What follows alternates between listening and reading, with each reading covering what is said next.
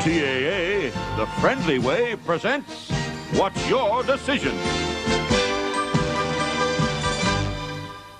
And one man that will certainly hope to be there at the MCG next week in an official capacity will be umpire Peter Cameron, who of course was one of the umpires officiating yesterday in the preliminary final. And Pete, before we get into the decisions, Collingwood fans would have hated yesterday, but does it make it hard for you? Does it make it difficult? Does it make it boring? What?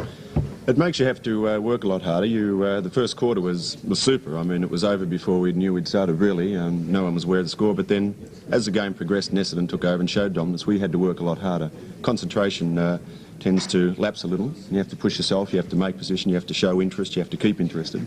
At times you feel like trying to help the players out a bit because just so many basic errors were made. But we just have to go along and play the secondary part of the game. But yes, you certainly have to work a lot harder in that. Well, we'll put you to work again now, Pete, because we've got 5 decisions, 4 that we will talk about, and the 5th one is just a chat show one. But let's have a look at the first one, and I'll ask you to take us through it. Okay. He was off, was he? He was definitely off. I did call play on. I felt at the time I did give the player with the ball the benefit in that I thought he did attempt. We see here he does attempt to try and kick the ball. He takes a good mark, goes to play on. Was a good tackle. In looking at it in deliberation now, I should have played holding the ball. He definitely did have it too long. It was I pulled for a ball up, feeling he did try to kick it, but in deliberation now he should have been free kicked. Yet David still came when you whistled up play. David got up and said, "What did he say? It was my mark."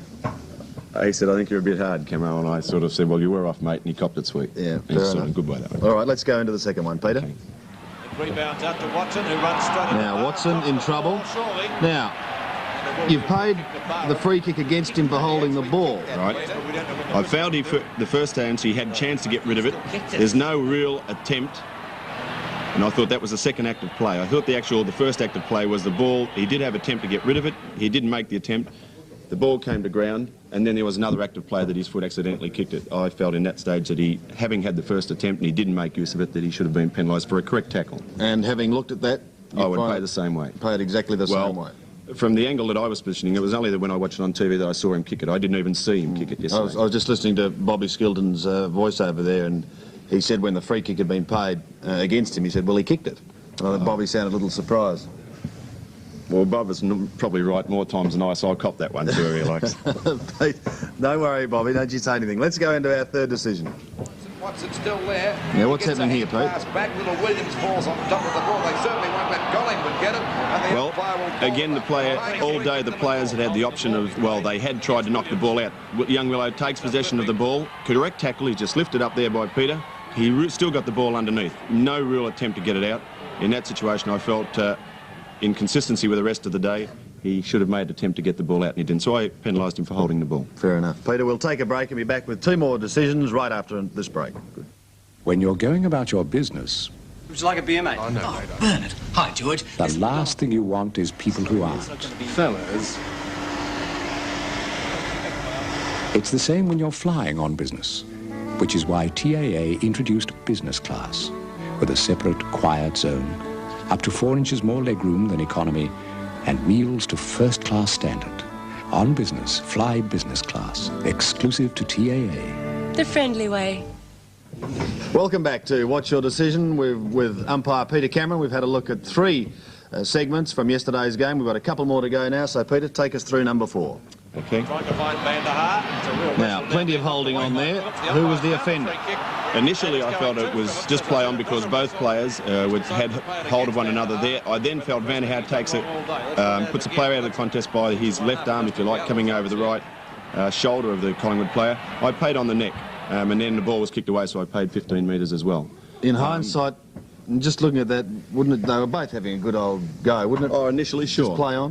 No, I felt initially play on, sure, but then in this case, he's actually holding him, and I felt contact of the head was made, and I'd paid the free kick against Paul. Yes, we might be able to have a look at it here in slow motion. So you can see Phillips holding there with the right hand, both having a go, then Van der Haar, right, the latter.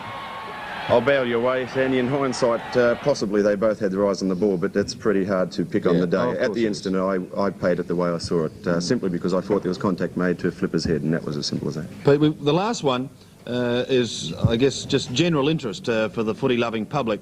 It was the incident, I believe, where Peter Bradbury threw the boot over the line. Now, we'll have a look at it here. Mike Richardson has possession, kicks it, and his boot. He's tipped his boot further than the ball. All right, in this case, the ball down ground, so Peter runs over here, picks it up and throws it towards the Essendon trainers. Having seen that, I moved towards Peter, and he saw me coming and stopped, and my comments were to him at the time, do you realise that that's possibly the only pair of boots he's got and you shouldn't do things like that? Well, he had a bit of a smile, as you see on his face, like that, and it was a light-hearted thing. I don't think there was anything mean. The other comment I made to him was that Paul Budgie can throw the boot a lot farther, as he's done earlier in the season. Yes, well, I think also Brian Taylor did. Now, wasn't also that a reportable offence, or was that for deliberately wasting time? It can be a reportable offence on taken under misconduct in that he, if you like, threw the player's boot over the fence.